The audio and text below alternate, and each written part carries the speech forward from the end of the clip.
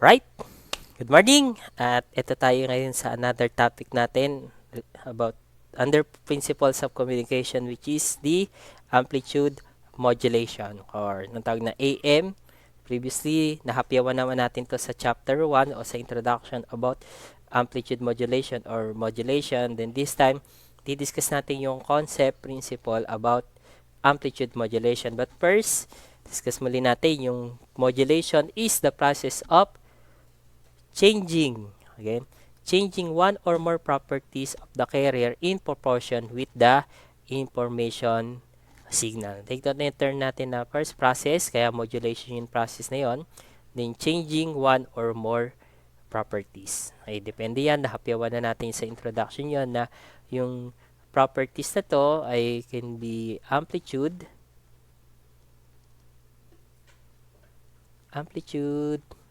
pa, time, frequency, then sa phase. Yan. Yung tatlong properties na yan, okay? Na i-change of the carrier signal. Take note na yung binabago natin o chine-change natin yung properties ay yung sa carrier signal. At ang nagbabago ay yung information signal. Okay? Carrier signal, a high frequency signal in which the amplitude is constant. Okay. Then, modulating signal, a low frequency information which may be single or a complex waveform made up of many frequencies. Okay, natin yung carrier signal.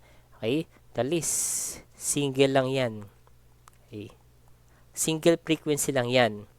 Then, high frequency. Kumbaga, yung carrier frequency much greater sa modulating frequency. O ito, itong modulating signal na yan. Much higher yan. Okay? Mas mataas lagi yung carrier signal compared sa modulating signal. Then, ang characteristic ng carrier signal, okay, para maging carrier signal siya, ay constant yung amplitude. Ibig sabihin, fix yan, hindi nagbabago. Pag pabago-bago yan, hindi siya pwedeng maging carrier signal. Magkakaproblema tayo dyan. Okay? So, pagtatransmit ng information.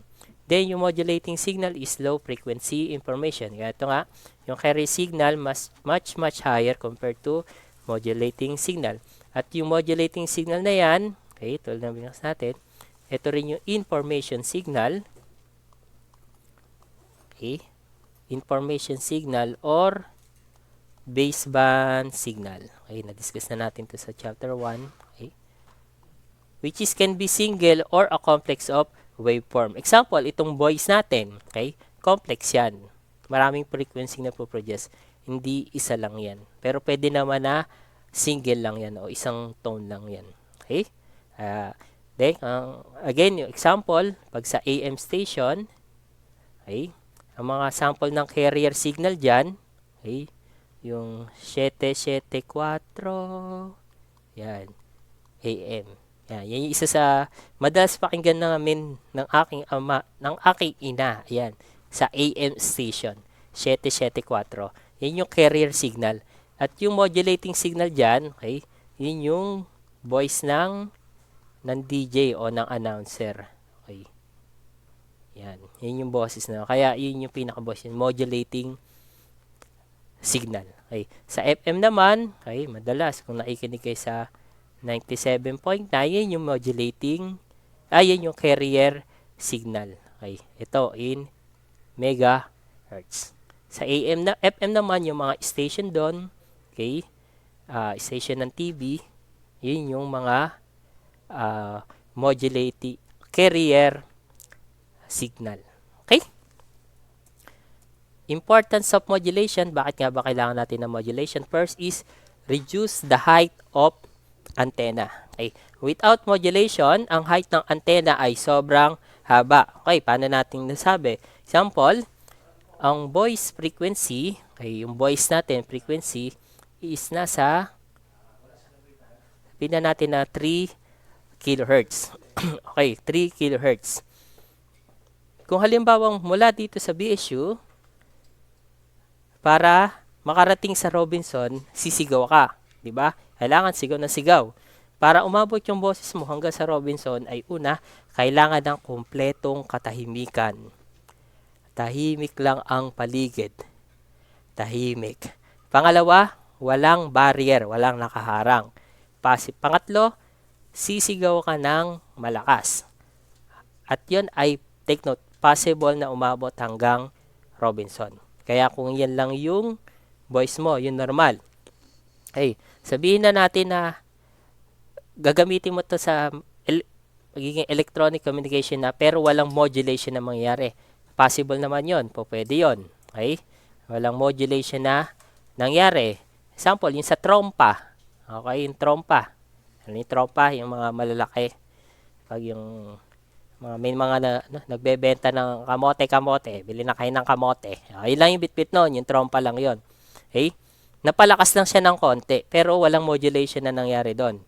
Possible bang mayon? Yan, wala siyang antena. Pero kung lalagyan natin siya ng antena, at ang formula natin, antena, given itong frequency, wherein ito, yung antena, yung wavelength na to, o yung wavelength yan.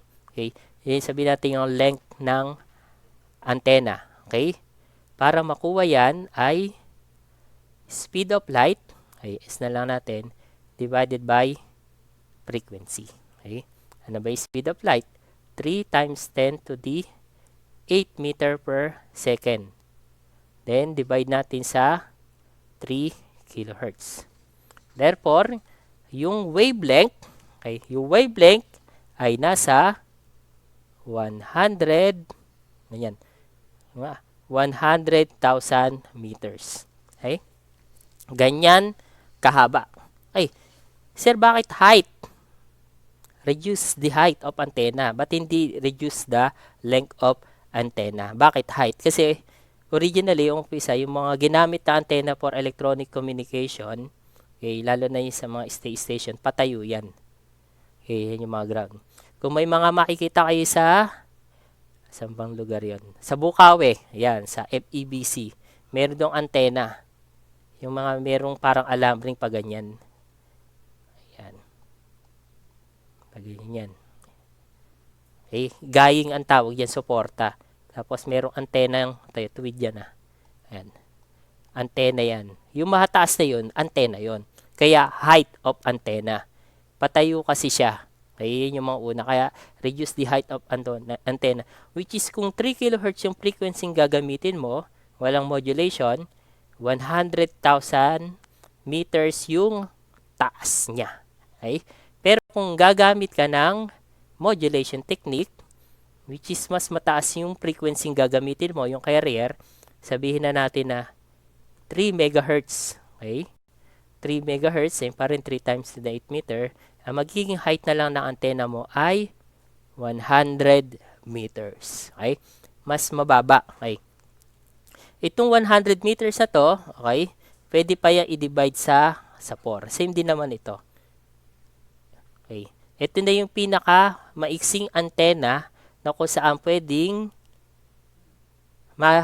masagap yung signal. Ito, didiscuss nyo ito pagdating nyo sa transmission line and antenna system. Okay, kung bakit po pwede yung hanggang divided by 4 o hatiin pa siya sa 4. Therefore, ito, 25,000 meter.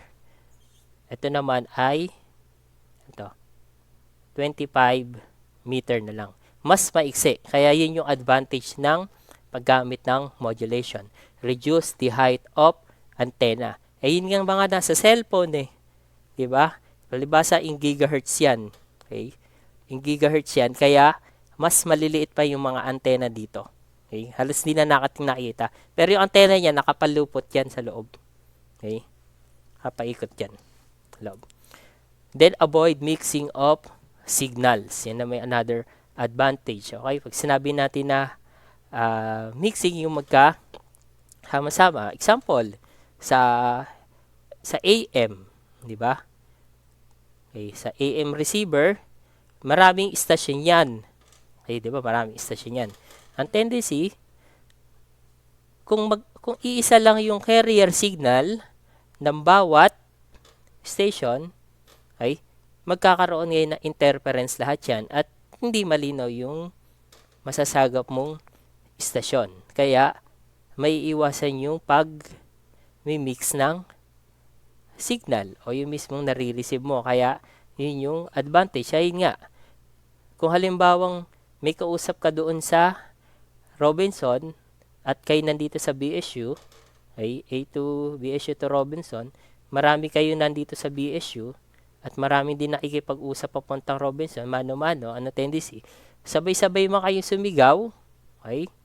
Hindi maiintindihan sa Robinson.